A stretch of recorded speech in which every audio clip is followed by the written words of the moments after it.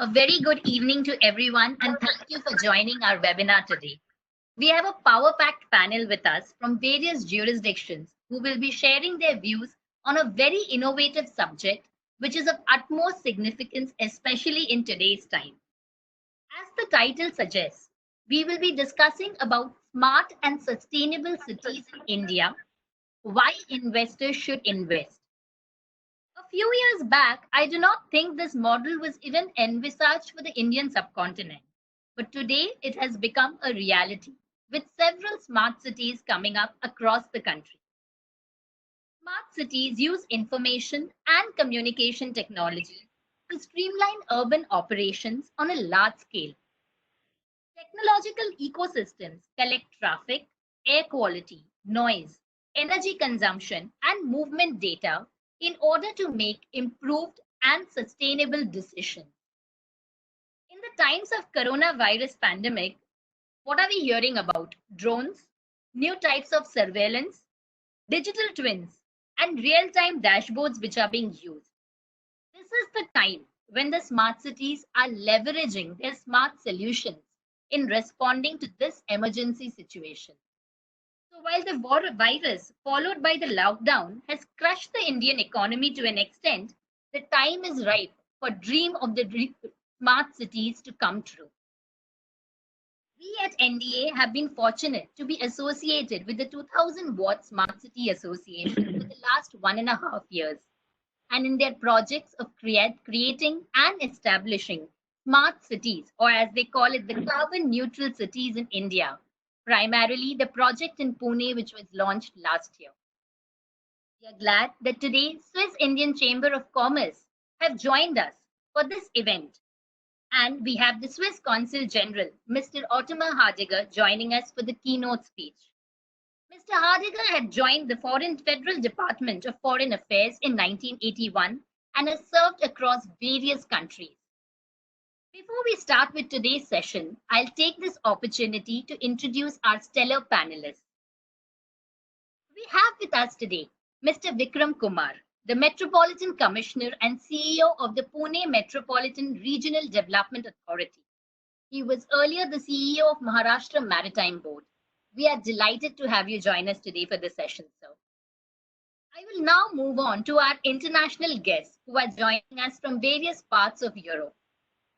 Firstly, we have with us Ms. Alicia Montoya, who is a multicultural communications professional who heads the Swiss Re's Research Commercialization Wing. Her love for technology and innovation has led her to head the web and even the audiovisual efforts at the European Commission's DG Enterprise and Industry. She joined Swiss Re back in 2012 and is primarily involved in developing technology, core IP, partnerships, and end-to-end offerings for sustainable economy. We also have along with us Professor Jurgen Volm, who is a partner and managing director of Dries & Söhne, a consulting agency involved in the real estate sector in Germany and Switzerland. He is also a professor at the Stuttgart University of Applied Sciences and specializes in project, construction management, stakeholder, and risk management. Joining this esteemed panel is our very own Dr. Andreas Binkert, who is the Vice President of Neusch Development and Team Leader for Overseas Projects. He has been a member of the board of the 2000 Watt sites in Switzerland ever since 2008 and has played an active role in the development of the Green City, which is Zurich's first carbon neutral city. Last but not the least, I'm obviously fortunate to welcome the founder of Nishith Desai Associates, Mr. Nishith Desai. And with that, I'm going to request Mr. Desai to say a few words and start today's session.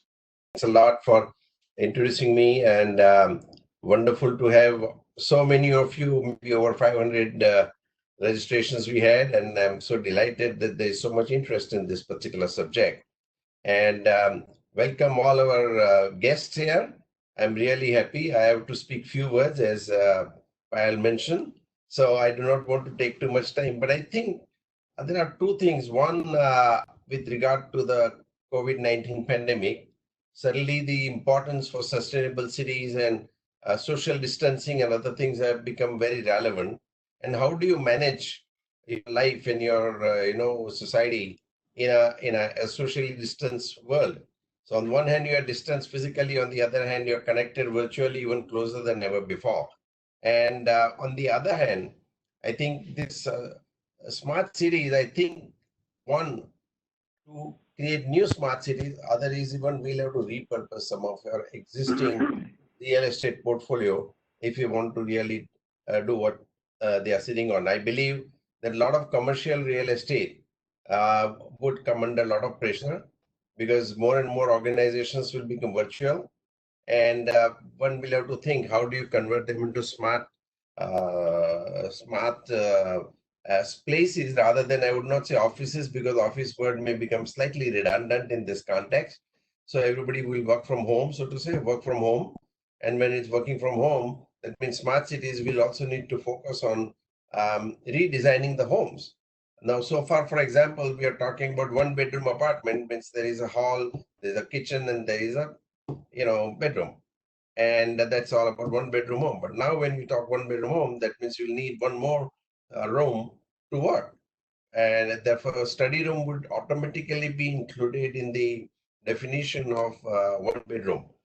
You know, so in the same way, we'll have to repurpose a lot of our real estate to create differentiated value.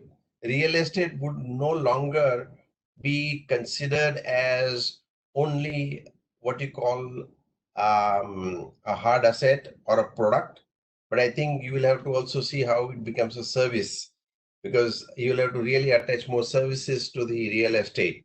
And we'll have to create new business models out of the whole real estate syndrome. And the smart cities are going to set good example for, working in those places, making sustainable and a lot of things with the use of IoT. For example, people may be at home, and even if you're at home, you can measure whether they are suffering with some kind of COVID pandemic. Is there something happening? One doesn't have to move out of the house. You can track everything. So that is, a lot of healthcare benefits are there. Traffic management, well, of course, hopefully traffic goes down now. Automobile industry will make more ventilators and other things than just about the cars. I think there will be a lot of repurposing auto industry, and one of the important things that we'll have to take care of, that's what we are working on. One is the hardware side of the city, with the buildings, technology, and all that implanted into the buildings. On the other hand, there will be governance issues. I think those are the ones which, like software in a hardware, at one point of time, nobody valued software. It was free with hardware. Now, hardware is nearly free, but software is becoming more expensive and important as well. Same in the smart cities, the software, the governance part will become very relevant, because two things will happen. One, there'll be need to collect a lot of data, a lot of information that will be taken by sensors and other kind of stuff. But on the other hand, how do you make sure that data is, data privacy is maintained, it is not abused? Because if some wrong person comes, how will they look at it? What point of time, how long you can store the data, what do you do with that? There are a lot of interesting issues that we'll have to confront for a good governance of the the smart cities. So both sides will have to be looked into. I don't want to talk too much at this point in time, because there is a lot more coming up, and we have extremely powerful, knowledgeable, stellar panel here, and I would leave it to them to start with, and then as we go along, we'll interact more and more. But smart city development is a very exciting development that's happening, and let's continue our dialogue. Over to you back, Payel, for moderation, and let's take it forward. Thank you so much, NMD. With that, I would now request Dr. Shivprasad Laud, who is the Executive Director of Swiss Indian Chamber of Commerce, to say a few words before we begin today's session. Thank you, Payel. On behalf of the Swiss Indian Chamber of Commerce, let me welcome you all to the 6th knowledge sharing webinar, which we have been organizing since the time the lockdown has started. And in these challenging times, it's been really the only way where we can connect now is through webinars. And I'm saying challenging times is not only because of COVID-19, but also challenging because it is indeed a challenge to sit at home and work. Before going further, I would like to welcome the Consul General of Switzerland, Mr. Othamar Hardegger, and I request him to give his keynote address. Over to you, Othamar. Very warm welcome also from my side to all participants at this webinar. As official representative of Switzerland here in Maharashtra and Western India, I'm of course very happy to participate in this webinar. And I'd like also to give a special welcome to the distinguished representatives of the government. I'm not sure, Mr. Hitesh Vaidya, is he also present? Ministry of the Housing and Urban Affairs, Government of India, and Mr. Vikram Kumar, Metropolitan Commissioner of PMRDA. First of all, thank you also to Mr. Nishith Desai and his associates for joining forces with the SICC to organize this webinar to a really highly relevant topic. And thank you so much also for giving me the time to share a few thoughts only. I will be brief. I think it's important to save time also for the real experts in this of this topic, and then for the Q&A with the participants later on. Well, sustainability has been the topic, I would say, before the Corona crisis, and it is far less prominent right now. But in my view, it still requires our full attention. Why? Many aspects are important in my opinion, and I just like to mention a few. Nothing new, but just to remind also the illustrate the impact that we have here. And first of all, I think we all agree that our world has to become more sustainable, and we have to reduce massively our carbon footprint. I like to illustrate this a little bit.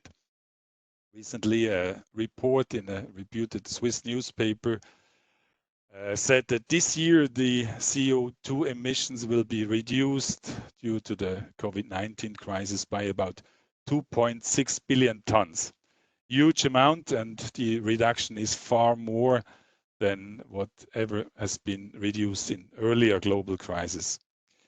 But just to say, this is little more than what the world would have to reduce yearly to limit the global warming at about 1.5 degree. So just to show a little bit the dimensions of the CO2. Then we generally agree that growth is very important for our economies, and of course we have learned that we need sustainable growth to preserve our planet. India, like most of the emerging countries, is in the process of upgrading massively its infrastructure, metro, rail, road, urban projects. And in my opinion, it's a golden opportunity to integrate smart and sustainable solutions in urban planning and development. There are plenty of definitions of what the smart city really is, and I must say I like this, following a very short version, which says a developed urban area that creates sustainable economic development and high quality of life by excelling in multiple key areas like economy, mobility, environment, people, living, and government. Just to show a little bit the extension what smart city can be or should mean. So what generally what benefits we could expect from a smart city? In my view, first of all, of course, is what has been mentioned by Mr. Desai just before, is an enormous gain of efficiency. I mean, efficiency because we have integrated efficient public transports, we decongest the cities, so we save energy, and of course we use much more renewable energies than we use now. And of course we will have energy efficient and smart buildings. So it will result in a cleaner air and ultimately also, of course, better quality of life. It's practically what we experience a little bit in recent weeks. Here the Mumbaikars will agree that the skies have rarely been as blue, and the air as good as in the last couple of weeks, obviously forced to the by the lockdown. So smart city means also better protection of the environment. Means we have to address, we have to address issues like also waste problem, wastewater, waste in general. Use the waste for generating new and renewable energy. And also what's very important for me when talking about smart city is the innovation factor. I think smart, sustainable cities are drivers for innovation. It's an important point also that we have seen and learned also in countries like Switzerland and in Europe in general. Smart cities generate new innovation, bring new companies, new ideas, and new processes that are very important to bring forward this issue of sustainable cities and sustainable economies. Then what's also, of course, very important for today's topic, it's an attractive investment opportunities. Smart cities are increasingly, investors are literally forced to invest in sustainable green projects. So this would be also a whole topic also to look at the aspect of green finance. That is, of course, very important. So institutional investors are really looking for opportunities to invest in such projects. Last but not least, I have to mention this also as a representative of the government. We need to fulfill the commitments like all UN member countries for the SDGs, the Sustainable Development Goals. And as we all know, these 17 goals have been set, and all the UN member countries have committed to this. And this should create, in fact, a healthy balance of the three dimensions of social, economic, and ecological development. That puts it all a bit what smart cities and sustainable development is all about. So what is the Swiss Connect in this whole story? Of course, we have it also in the invitation. We have seen it, the 2000 Watt Smart City Association is connected to India, is connected in particular to Pune, where they have signed a MOU last September to plan and develop a model carbon neutral smart city township in Pune metropolitan region. So this is one of the projects.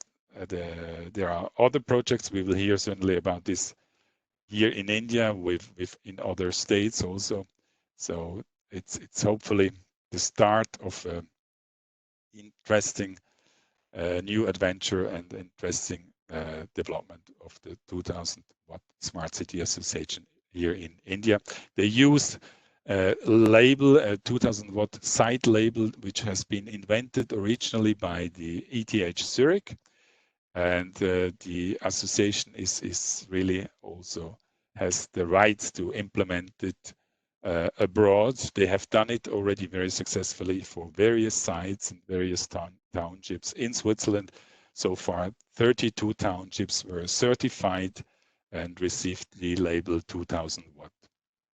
Now, also important to say, talking about SDGs, 2000 Watt Smart Cities fulfills 11 of the 17 UN sustainable goals, and they are also able to label this for the cities that adopted this 2000 Watt label. What I like very much about the project of the 2000 Watt Smart City Association is also the multiplier effect. It's important, and also that's the plan to scale up this Pune project. As I said, there is a first township in which shall be implemented, but the aim is really that it can be replicated and multiplied later on. We support from official Switzerland. We like, of course, to support also the 2000 Watt Smart City Association to involve more Swiss companies, more investors, also providers of expertise and technology for these projects. And that's why I'm also very happy that we have today in the panel Mrs. Alicia Montoya from Swiss Re as one of the company that is very nicely positioned also to help and support such projects here in India.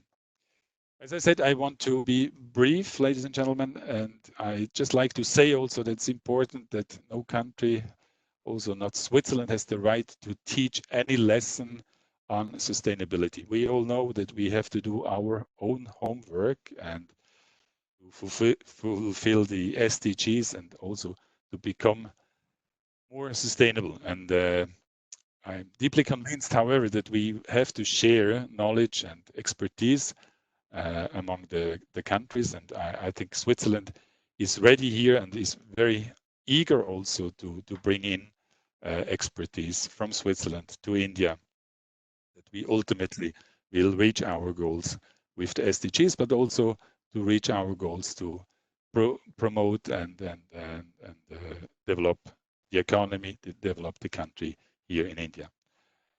I would say our children and grandchildren will measure us by what we have done for the environment and the sustainable development of this world. And in that sense, I hope we will go a step forward. And thank you very much for the time to address you here. Thanks.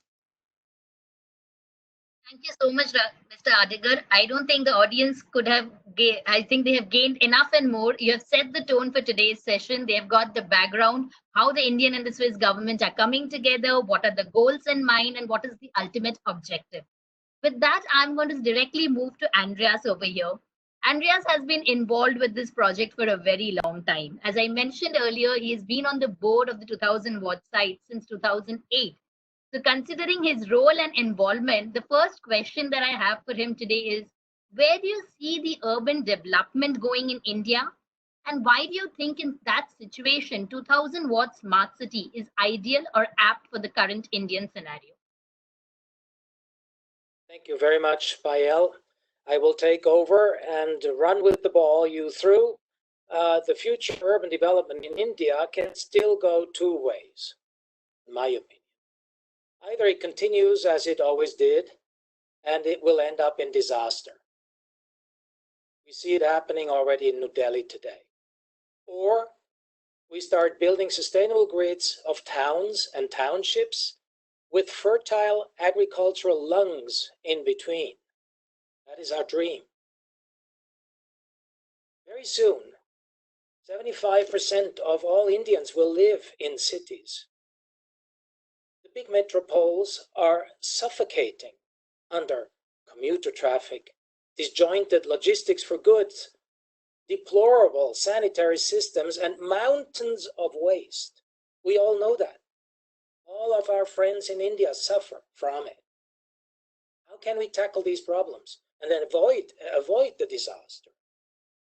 Well, our answer is by building 2000 watt smart cities. So I would like to show you a bit what that means, a 2000 watt smart city. I hope you can see the slides that are shown on the screen here. If not, I'm trying to explain it briefly to you. In the Green City Zurich project that you just saw before, we were able to develop the first carbon neutral township in Switzerland. It combines 2000 watt site, which is the most advanced sustainability level worldwide. It is the only label worldwide that looks at how much energy does a person use, not a building. Who cares about the buildings? If we have a growing population, we have a growing amount of energy needed. So we have to go according to person. And that's 2000 Let's see the slides, by the way. The 2000 watt smart city principles are 6 of them. Smart centrality, smart connectivity, smart tech centers, smart energy, smart food production, very, very important issue in India. And if all of those 5s are given, then you get the 2000 watt smart city label as a number 6. So the Green City Zurich, I will quickly see if I can go back in the slides. Very complex, but I think you can see it now. This is the first phase of Green City Zurich, and it was the first carbon neutral site in all of Switzerland. It comes with the advanced sustainability label, and it comes with smartness, metering, energy management, traffic management, and a community app where everybody who lives there can get information and speak to each other about important subjects. So, how do I see the future of urban development in India? If we do what the principles of 2000 watt smart cities require, then we have a chance. The smart grid connects central places of high density. People should live close together, as they do in India anyway, so you're a step ahead of Europe, where people don't live that closely together. These central places can be very small. That's why we're talking about townships, not about cities so much. Or they can be mid-size, and then we call them towns, or they can be large, and then we call them city. So a city well connected with the surrounding towns and townships, all built according to sustainable building standards, is what we call a 2000 watt smart city. So I think we have to push a little bit in time. I quickly want to show you how this is built with the primary node, the good connections, the secondary node, the towns around the big city, and then the tertiary node, the small townships around the towns. And all together in the smart grid becomes the 2000 watt city. And keep in mind, we start with the building to be well insulated, to be well aired, naturally ventilated, whatever is possible in the climate. We put them together to townships, and several townships together form a town, and several towns the city. And in this grid, which we call 2000 watt smart city grid, we have a chance, and we can become sustainable in the near future. And more of the technology of that, I would like to hand over to the next speaker, to Jurgen Volm. Professor Jurgen Volm works with us on the 2000 watt smart cities in Switzerland. Thank you, Andreas. I think we've understood the context and how it's going to be useful from the Indian perspective. But with that, as you rightly said, since we have an international urban expert with us today, it becomes even more relevant to understand why do we even need such kind of sustainable cities, and whether the COVID-19 situation will change the planning demands when it comes to such smart cities in India. A very warm welcome to you, Professor Volm. Hello, welcome, Payel. It's great to being on board and joining today the webinar. I'm feeling really honored being part of this illustrious round of experts. So getting back to your question with respect to whether we need smart, sustainable cities in India, we can expand this question to a global perspective, whether we need sustainable cities at all. So with respect to the developments regarding COVID-19 that we've all faced over the past weeks and months, unfortunately, has shown how vulnerable our world has become. So the globalization, as we all know, has led to strong interlinkage between the continents. However, this small virus showed that it did not respect our borders or any of these interlinkages. And so the more we are connected, the faster this dissemination happened. And on the other hand, we need this connectivity to share our resources in a smart way. And these are more or less the 4 big M, the manpower, money, materials, or also machinery, to seize these synergies between the different continents and between different people on this planet. However, with our responsibility for future generations, also the sustainable use of our natural resources, as we have heard, and also the protection of our environment, we need to apply smart solutions on the places we live. And that means to our townships and to the cities, as Andreas illustrated. These smart, sustainable cities are a way for India to overcome these several future challenges we've heard. So 75% of Indians will live in cities. and we cannot escape globalization. However, we need to think about, in a way, deglobalization. Let me name it that way. What does this mean? We cannot step back and hide away in our silos and in isolation. However, we can find ways how to create more heterogeneity, and we need to celebrate also this heterogeneity. That means that we need to think about smaller units that are able to fill many of our needs. Yeah, this is what we have faced in the past weeks, and we identified this again. And this decreases also the level of vulnerability and increases the level of certainty for all of us. So therefore, consider, for instance, Switzerland. We do not have mega cities here in Switzerland. So the whole population is between 7 and 8 million. So this is more or less the size of a mega city.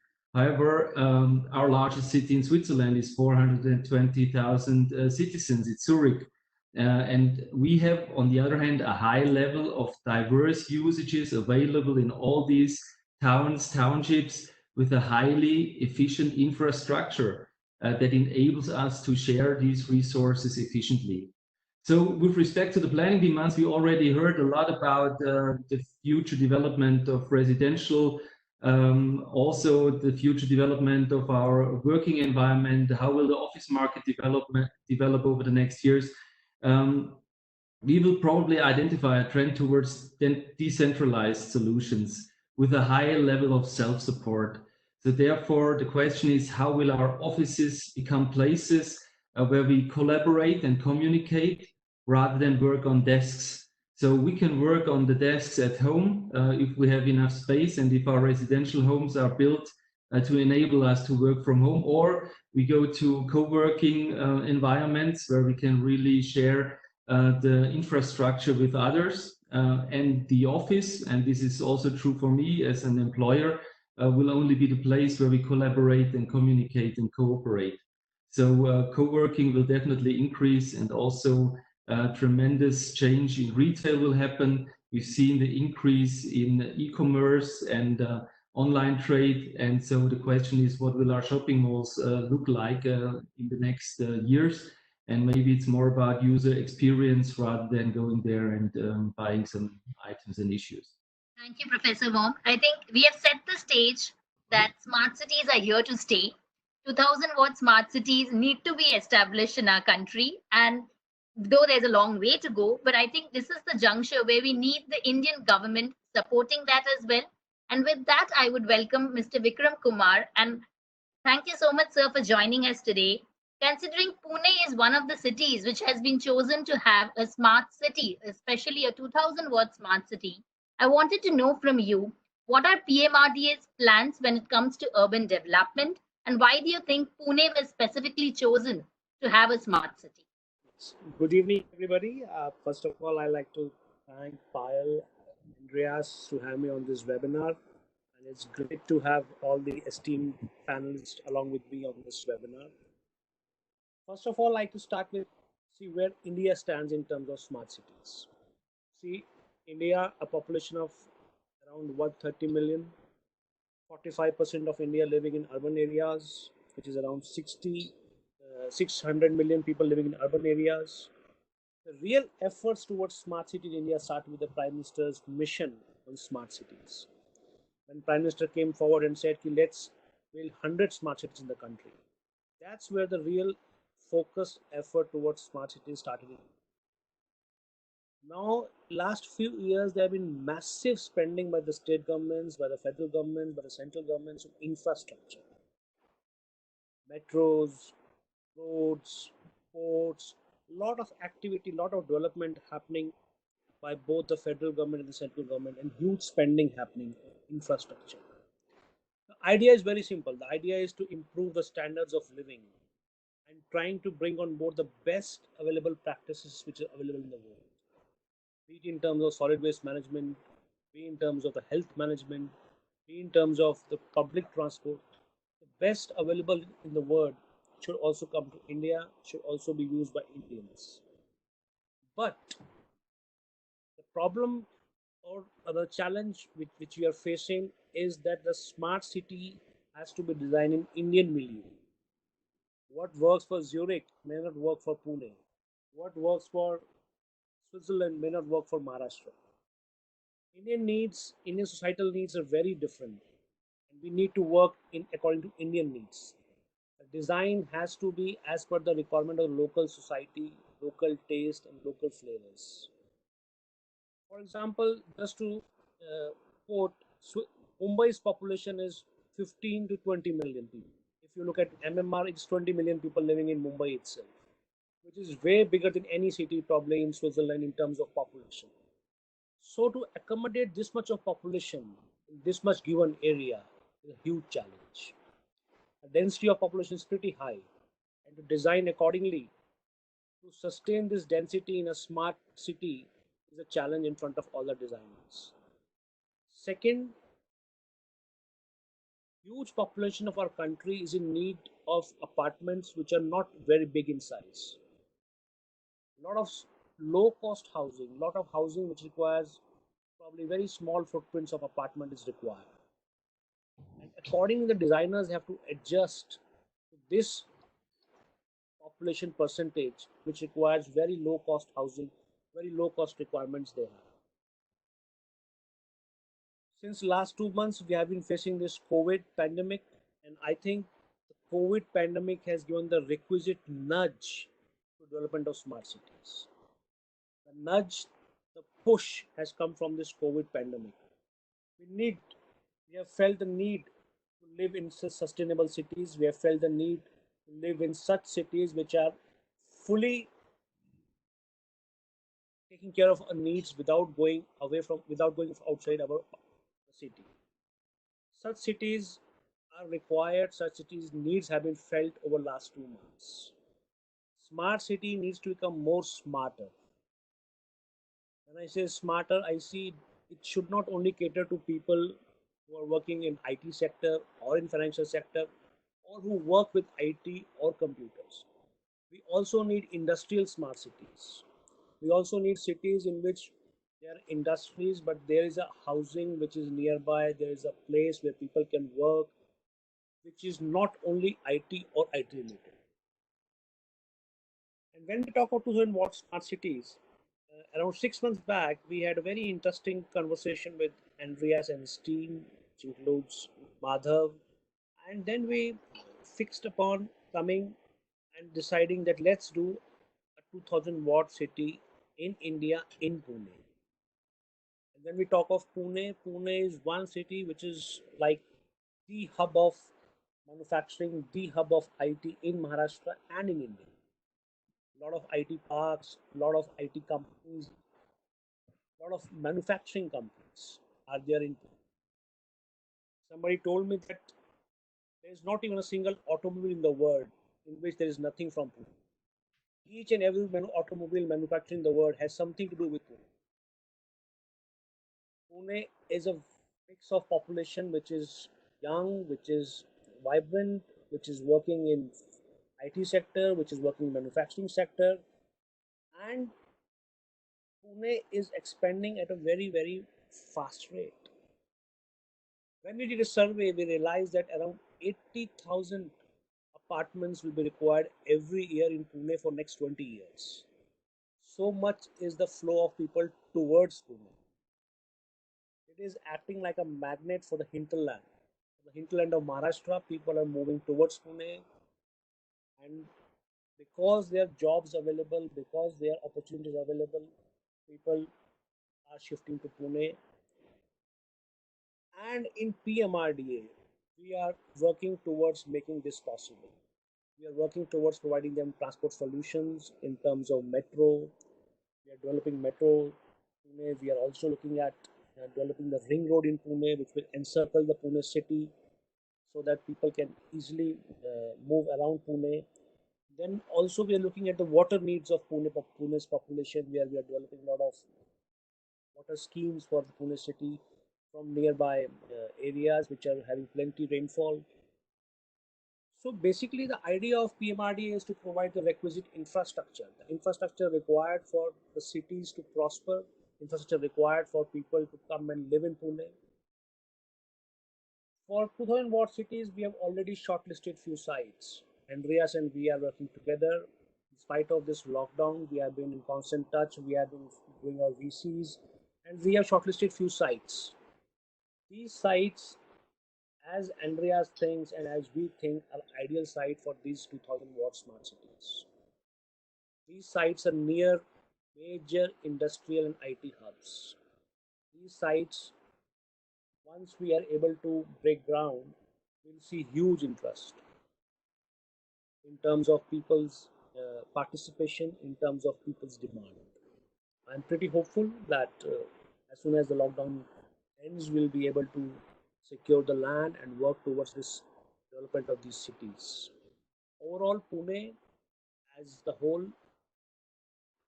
is facing a lot of in-migration. Pune as a whole is a preferred choice for many industries.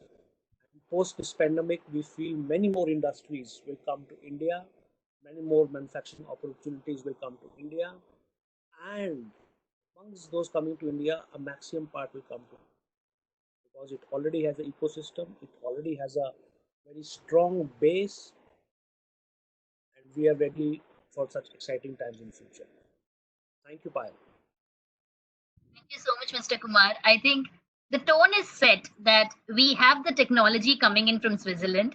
We have the requisite infrastructure which is being provided by the Indian government and the necessary support, and the fact that both parties recognize the need for having smart cities in India. With that, I would like to slightly digress because we now know about the technology, we know about the governmental support, but there is a very important component which is going to play a crucial role when it comes to the smart cities being developed in India.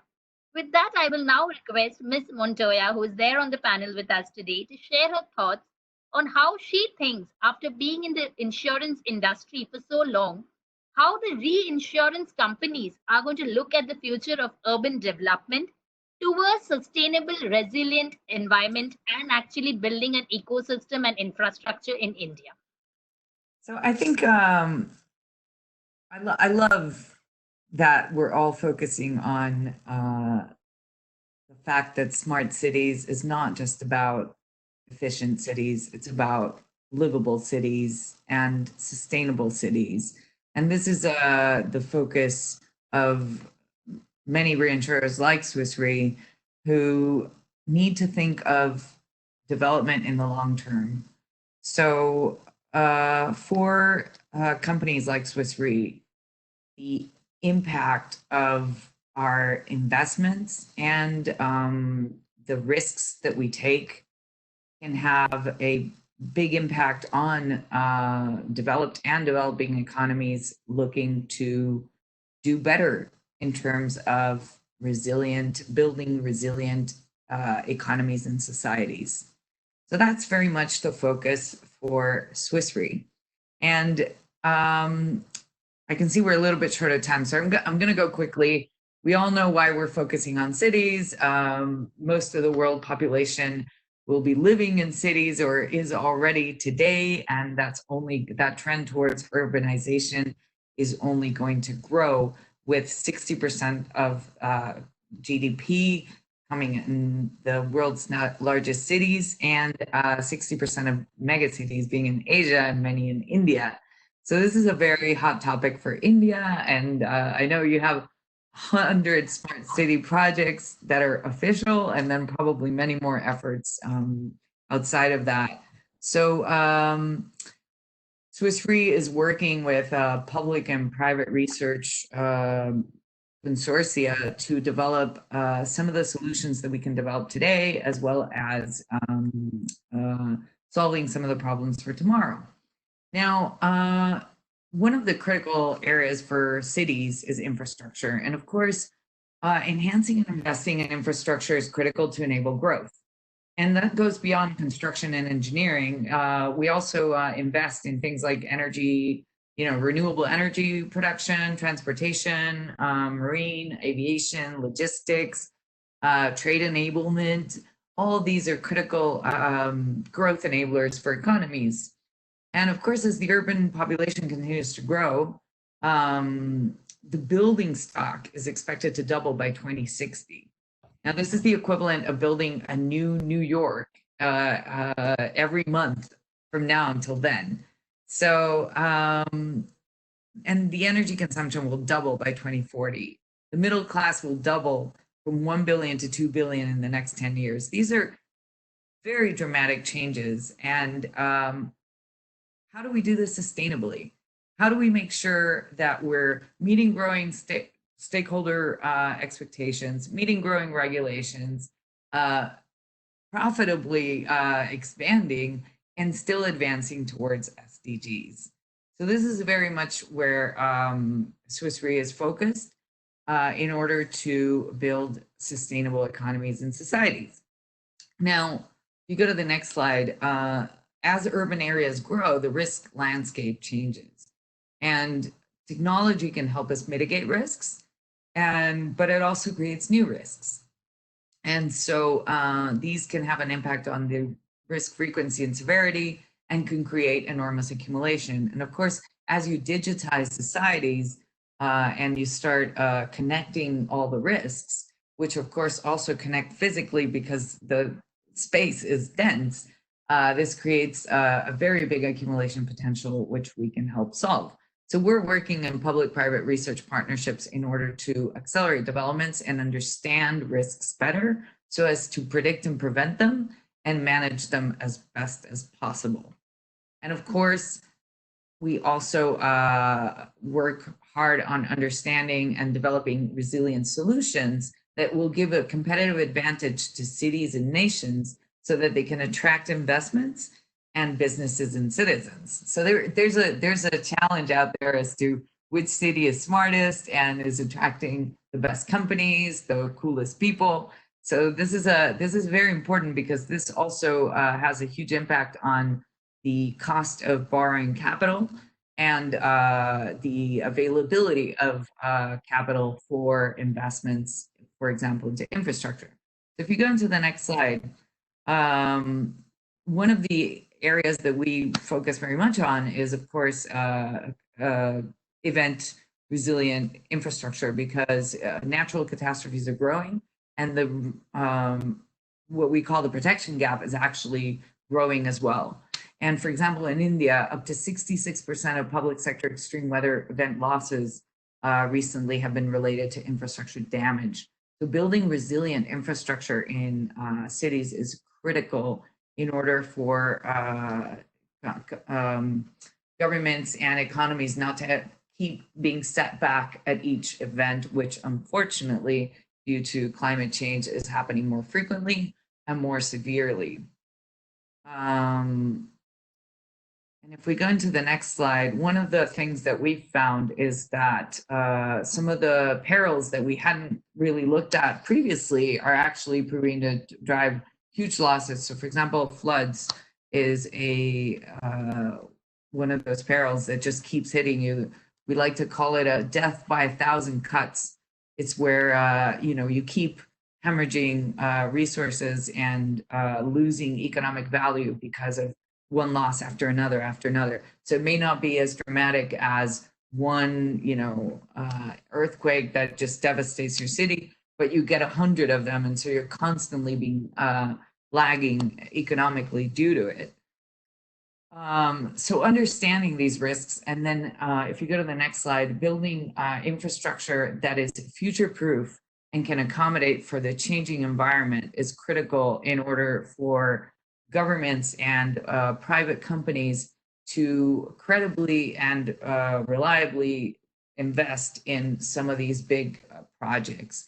And of course, one of the big risks that is arising and is already affecting India is higher temperatures. So heat waves in cities are having huge impacts. For example, also in construction, where projects have to stop because it's simply too hot. And so all of this is creating new risks that we need to better prepare for and manage. Now, if we go to the next slide, we can already see that there have been recent headlines showing the impact of climate change on Indian infrastructure. And I was very happy to read that in June 2016, India signed the Sendai Disaster Risk Reduction Framework with a clear commitment to build back better, right? So it's not just about rebuilding after a disaster. It's really about trying to build infrastructure that will withstand cyclones of the scale of Fani and Orissa. We go to the next slide. So what we are doing at Swiss Re, we have an initiative called Quantum Cities. And what we try to do is we try to understand risks and their interconnectivity. And we use technology in order to better model and quantify risks and then predict and prevent risks. And then what we do is, if you go to the next slide, we look at how this translates into solutions for the different parts that are critical to our economies, to our societies, and that are resilient with respect to the environment. If we go to the next slide, it's not all solved. So there are a number of research pillars within Quantum Cities that we're working on, because there are many different questions that we still need to solve. So, and we're not going to go from no technology to full technology.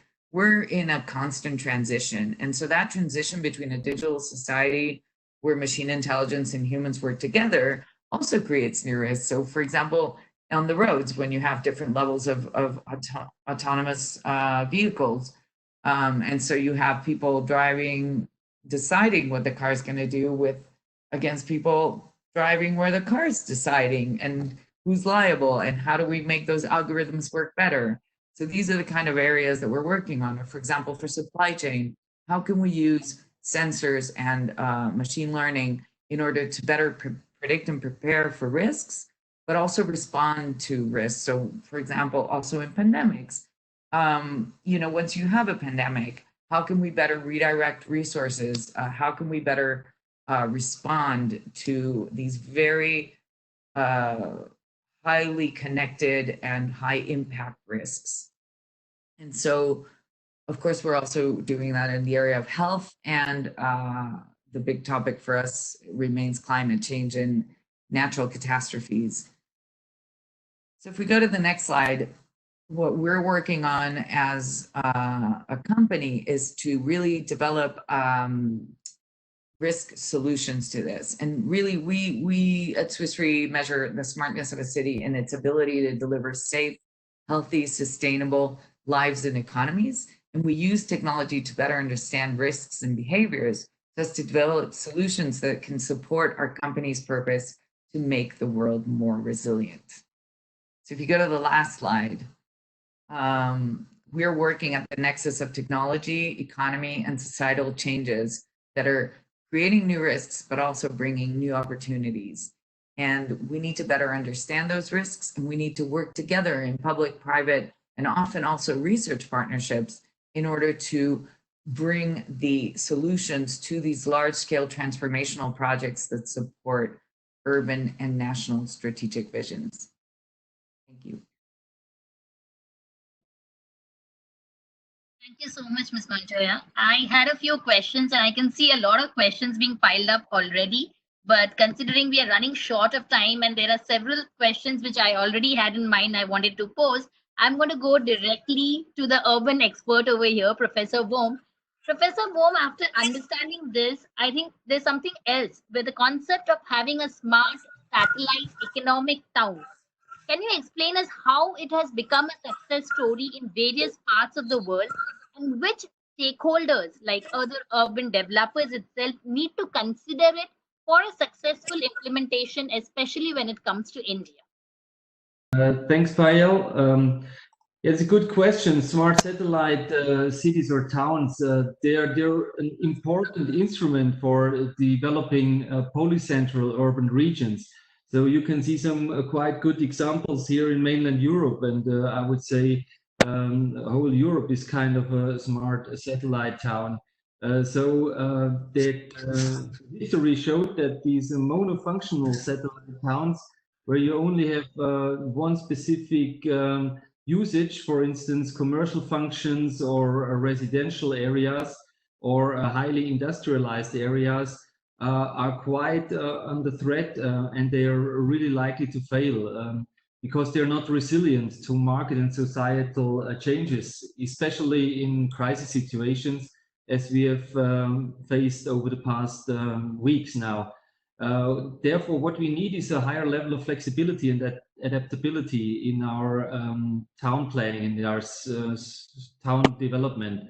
So these monofunctional towns are usually also not very sustainable. They have a large ecological footprint with large travel distances, etc., that all impacts the CO2 emissions.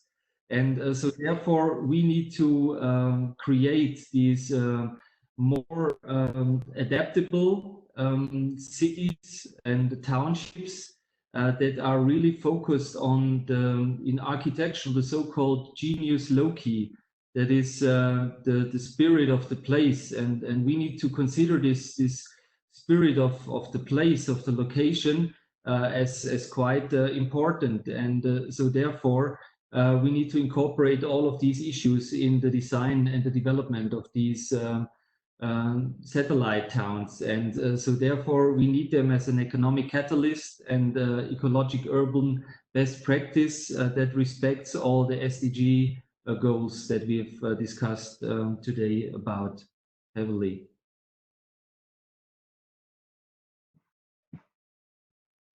Thank you, Professor Volm. With that, actually, I'm going to go back to Andreas, actually.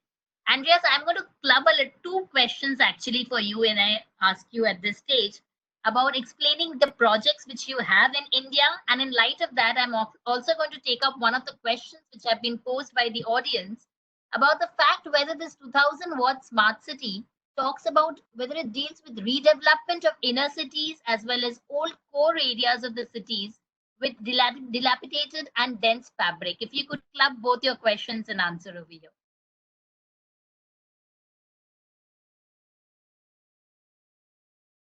Andreas, I think you're on mute. That's the reason we can't hear.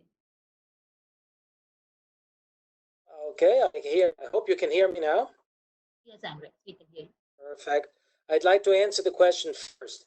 Yes, in Switzerland, what we mostly do is we try to repair the existing cities. So the 2000-watt smart city idea is not only a greenfield project, but it's also a brownfield project.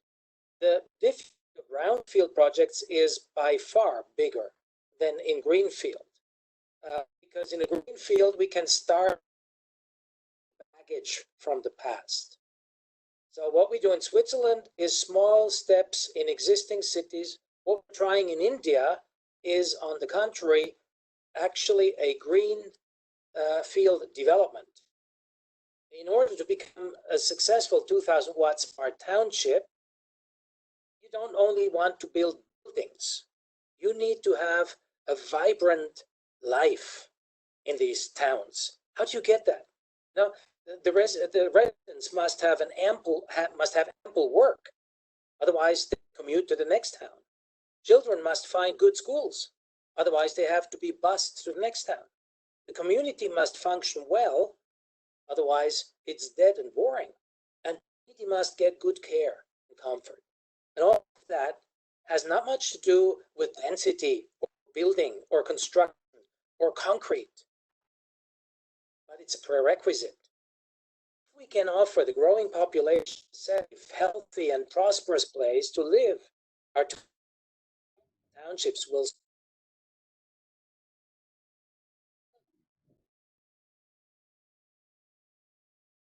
India.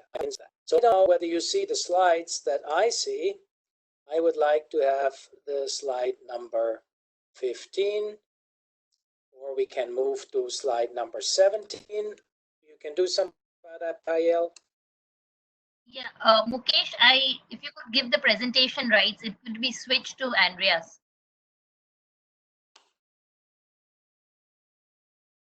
Yeah, Andreas, it's given to you already. Okay. Right. Okay, can you see the slides now? Do that quickly. Sorry for the interruption. I hope you can see yeah, we can see the slides, Andreas. Yeah, we can see the slides. Now, I have talked about the vibrant life, but the vibrant life needs shell. So what we came up with is a model township. We take 1 square kilometer of land on which we build a township which is carbon neutral for 20,000 people. But we don't start with the construction of buildings. We start with planting trees. We need trees for fresh air, for food, because it takes time. And only at the end do we really build the township. And one of the questions I've seen on Q&A is, how much does that cost? Well, it's not like buying a banana. You can ask easily, how much does it cost? In Switzerland, about 100 times of what it costs in India. Well, in towns, it's a little bit like that too. India is less expensive. We had our calculation people look after that very carefully.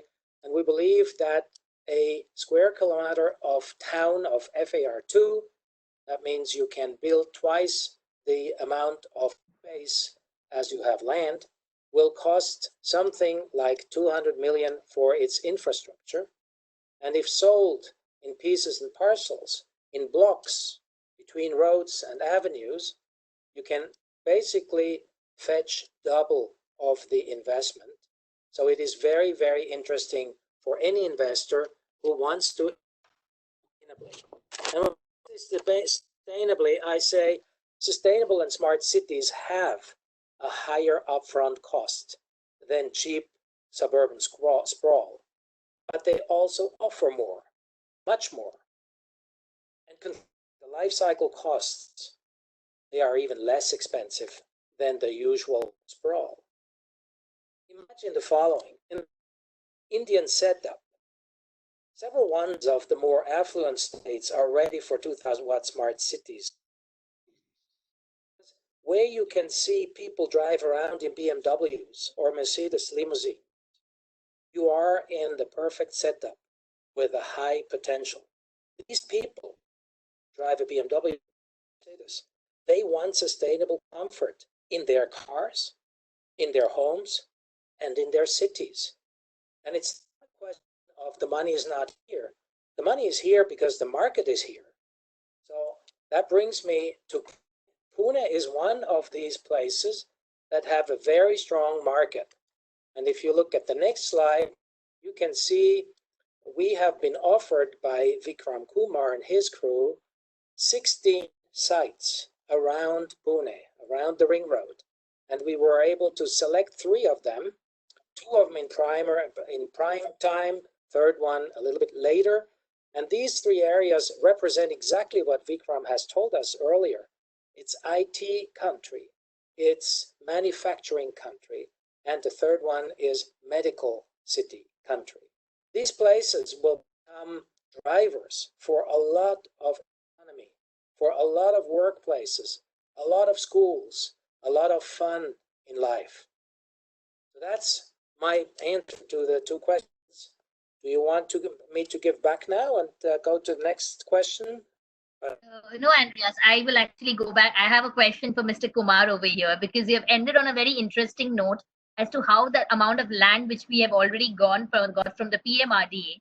With that, I actually want to ask Mr. Vikram Kumar that what is PMRDA's support going to be? Is it going to be up only with respect to the land, or what extra support can the government provide? And what expectations do we have actually from the private industry partners when it comes to urban development? Yes, am I audible? Yes, sir. Yes. So PMRDA is primarily the special planning authority for all the land we just talked about. When I say PMRDA is a special planning authority, I mean to say that PMRDA is responsible for all the permissions which are required to be given to make a city, which means the building permissions, the water permissions, permissions to build the roads, etc. Second, because 2000 watts smart cities require some tweaking in the rules. I mean to say tweaking means some modified rules are required to make it more sustainable, to make it more greener. Those new rules have to be framed for these 2000 watt smart cities. This set of new rules again will have to be framed and approved by PMRD. Third, we have to take a lot of government approvals also. like environment approvals, etc. That also will come to PMRDA for approval or not.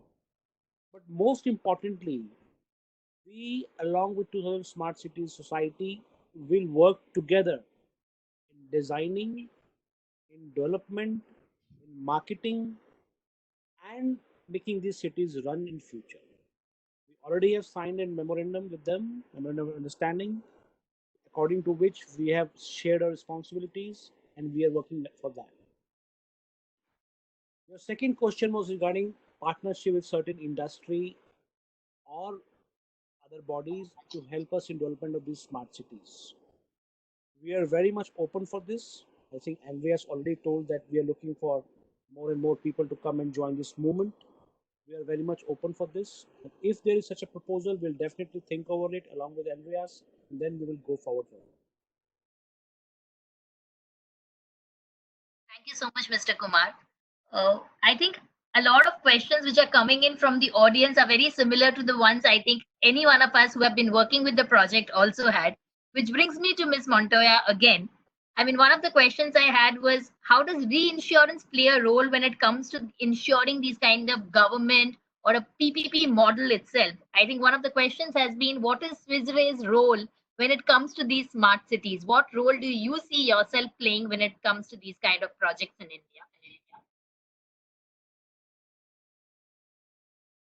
And if you can just pull up, I have a couple of slides to support that. I'll just do that right away. But yeah, so I think there's several levels where reinsurers like Swiss Re bring and enable the kind of long-term, large, multi-stakeholder engagements required to develop these big infrastructure projects. I think the first thing we bring is risk knowledge and risk management solutions. So this is fundamental to driving investments. So insurance can be a powerful tool in stimulating sufficient risk transfer solutions and investment in critical infrastructures. And in Asia, much of the investment comes from the private sector, public sector. So, so bringing in other stakeholders to help share that risk and share that investment is critical for us to plug the infrastructure investment gap, because nobody alone, not private or public, can carry these risks on their own.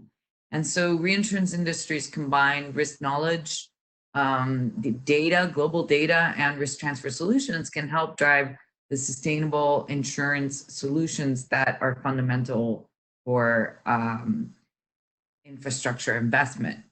And if you go to the next slide, so for us, what's really important is two things. One is bringing together the right stakeholders. So that's very important. And what we want to do, so traditionally, our risk transfer would happen at the end of a project, and it would be quite fractured. So there would be a construction cover, and there would be an engineering cover, and there would be a trade cover, and there would be a business interruption cover. Now what we're trying to do is really bring all the stakeholders together, move it upstream. So move the point of sale upstream to when the project is being designed and devised, and then create a kind of fund with institutional investors and partners that can help bring better economics and better de-risking of projects to the whole endeavor. Thank you.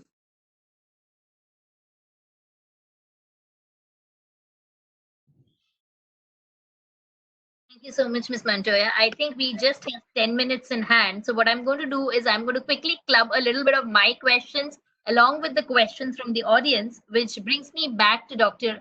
Andreas. I think the most important question for today evening's session. In your view, what do you think is the future plan for 2000 Watt Smart City Association in India?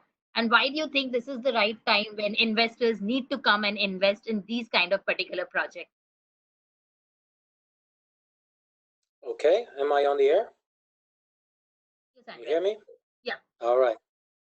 Well, first I have to say that there are very few 2,000 watt smart cities on our globe.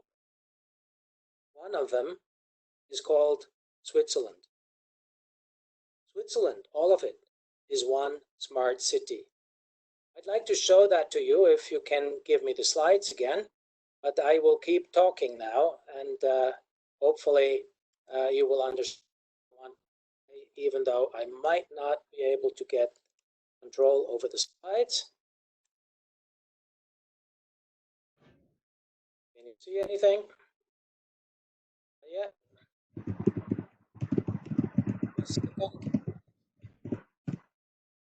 I think Andreas Mukesh is just transferring the rights to you. Super. We'll be there in a second then.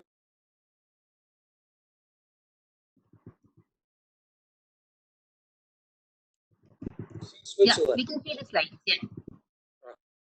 So all of what you see is a little bit bigger than Pune, but not much. So all of Switzerland, anything between Geneva on one west and St. Gallen on the east end, all of that is one smart city. Towns and townships are small and easy to control. They're well connected and easy to reach. They offer work, they offer schools, they offer hospitals. A lot of good life, just as I mentioned before, has to be done. And they are decentralized, which makes them more resilient. They are also, in a way, deglobalized. Switzerland is not even a member of the European Union, but that makes it less vulnerable. Corona lockdown teaches that we must think in small units to create, to manage, to control that quality of life. I believe that today is the right time to invest in 2,000 watt smart city in India. India is growing fast. India has a huge problem with water, clean air, clean energy, and less waste. India also has a huge potential, has a large and well-educated young population flocking to the city.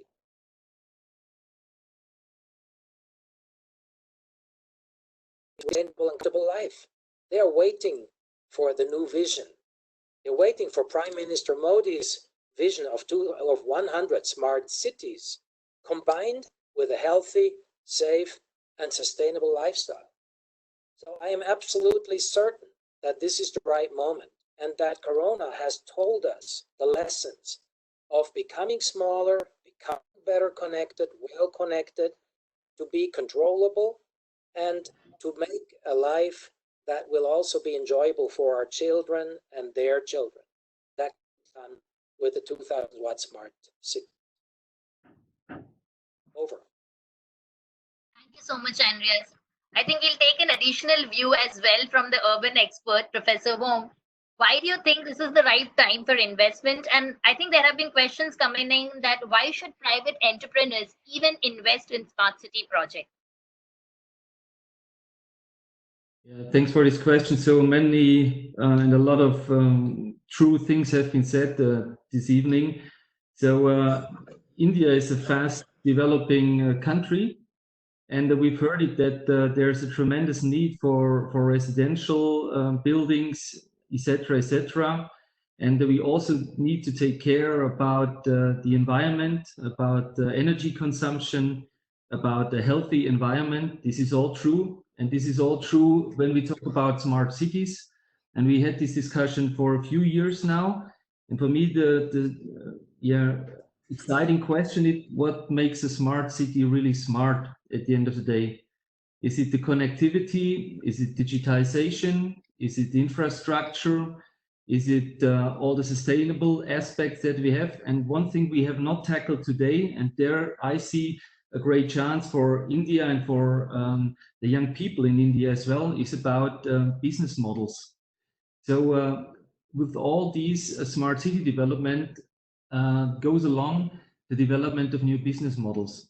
The way we did business over the past years will change tremendously when we implement these smart cities with all the digital solutions as well and all our interconnectivity. We heard about risk mitigation, and this is also a first step into business models. However, smart solutions and the developments in the IT sector will lead to new business models, new ways of contracting, new ways of creating revenues. And there I see a great opportunity. And although we act in small townships that are heavily interconnected and where we have a deglobalization and smaller handleable units in place, we also need to think about scalable business models. Yeah, because what is in common that we can scale all these business models to all the different small units, and there is the great chance. And so I see with this aspect, and we need to talk about this thing maybe in another session as well, the Indian country and society is able to catch up and to manage and show real smart city cases within the future, and therefore it's also interesting for investors, of course. Thank you so much, Professor Volm. I think Andreas and you have given us a lot of pros and the benefits and the good side of just why investors should bring in and their money and invest in these projects. Which brings me to my question for Mr. Kumar. What is the government doing to ensure or invite more investors and private participation or industry players to contribute to a smart city project which creates enough awareness, both for the government as well as from a private perspective?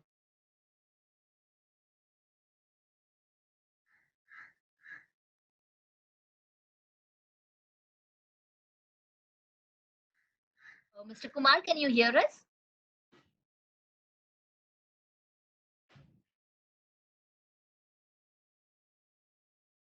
Hello. Yeah, Mr. Kumar, we can hear you. Yes. So I think the biggest thing the government ease of doing business in the country. We are trying to reduce the number of processes. We are trying to reduce the number of days it took for approvals. We are trying to make things more efficient and more quicker. For example, if a approval was given 45, now it takes just 30 days to give approval. And such big projects when it comes to our country, when it comes to Pune, all the more important that we hold their hands. All the more work together with them in partnership and make sure that any hurdles which are being faced by the investor or developer is taken care of and is cleared immediately. We have made it single window system in which all approvals of the requirements, requisites, etc. will be taken care of by only PMRD. PMRD is one body which is responsible solely for the project.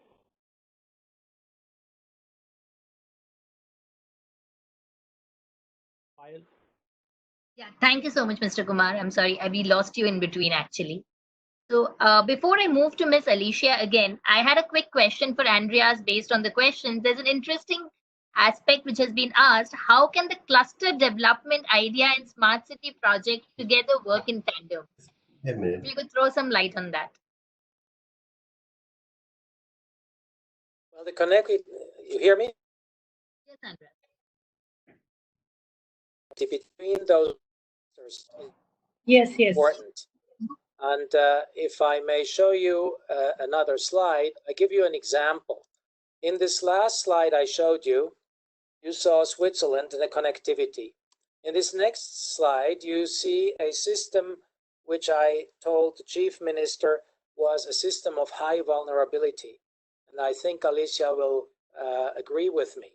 If we build a highway between Nagpur and Mumbai and say along the highway, we will build a whole row of smart cities, then that is a great idea. That's wonderful. But to do all of that on one highway is like a pearl on one string. If the string breaks, the pearls get lost. So what we need to do, we need to make the system more resilient.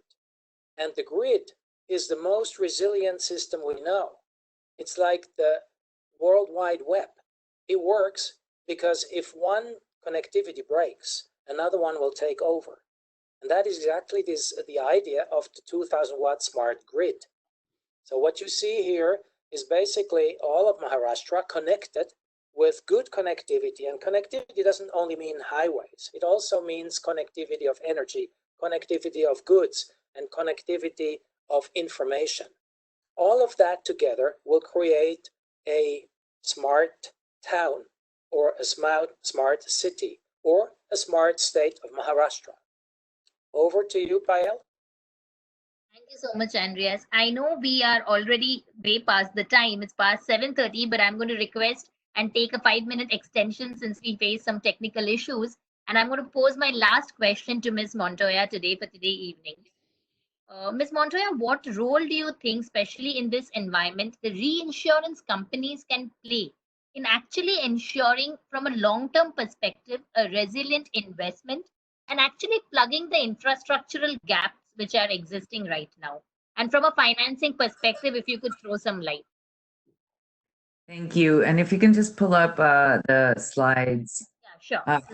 I think it's you know, the speed and scale at which India is developing is nothing short of mind-boggling. And in order to achieve the 5 trillion GDP targets that India set itself, it needs to spend about $1.4 trillion over the next few years on infrastructure. Now that's compared to 1.1 trillion recently, up to 2017. So the Honorable Prime Minister, in his Independence Day 2019 speech, highlighted that 100 lakh crore would be invested on infrastructure over the next 5 years, including social and economic infrastructure projects. Now, in order to achieve this objective, he set up a task force that's within the National Infrastructure Pipeline for the next few years. So this is a huge ambition. Now, if you go to the next slide, infrastructure investment has 2 big challenges. One is the actual funding gap, which is enormous. The second one is building resilient infrastructure, right? Because and we need to do both at the same time. So if you go to the next slide, some of the risks around investing in infrastructure are around political and regulatory. So there's and some of these are growing. And all of these risks are, as usual, interconnected.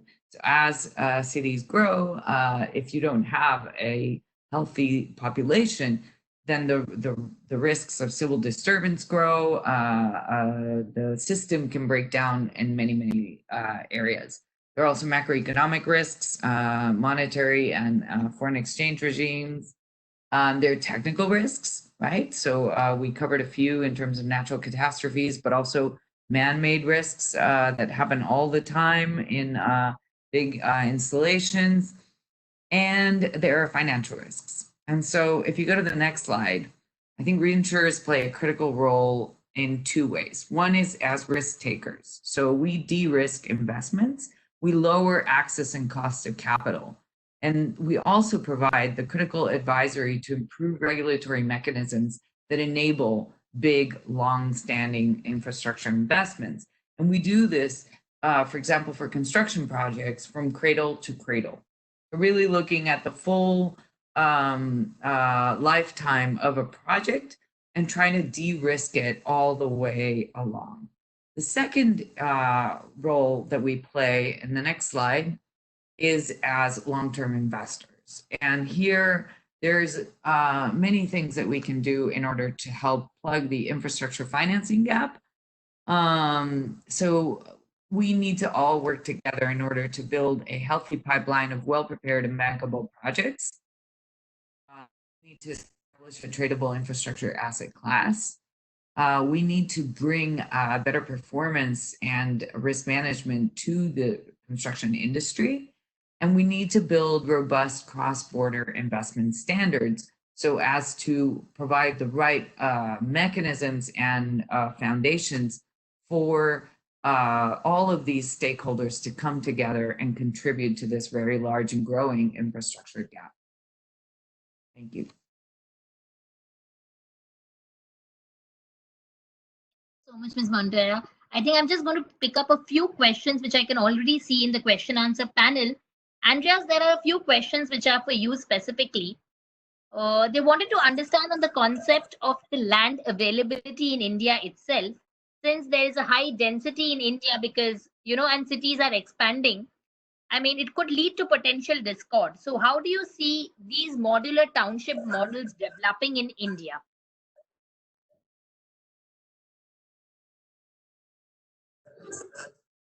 Is one of our biggest problems, and we entirely depend on Pune Metropolitan Region Development Agency and Mr. Kumar's crew, and they're doing a fantastic. Received a group of landowners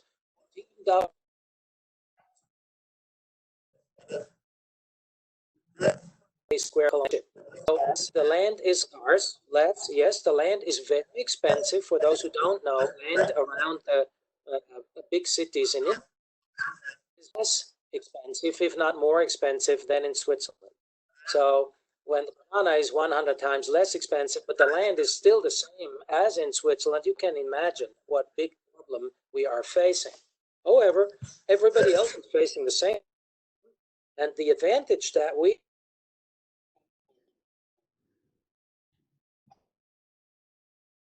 offer a comfortable and sustainable life. What else can? Yes, the land is expensive.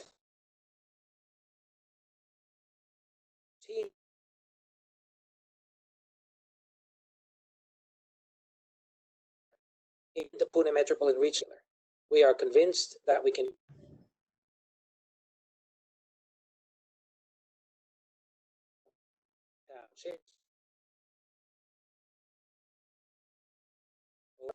Thank you, Andreas. Thank you so much.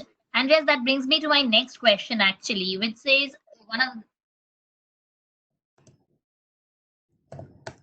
Andreas, can you hear me? Yeah, can you hear me, Andreas? I can hear you. So which brings me to my next question as to why should smart energy be felt necessary actually by the planners and investors for benefits of better town planning?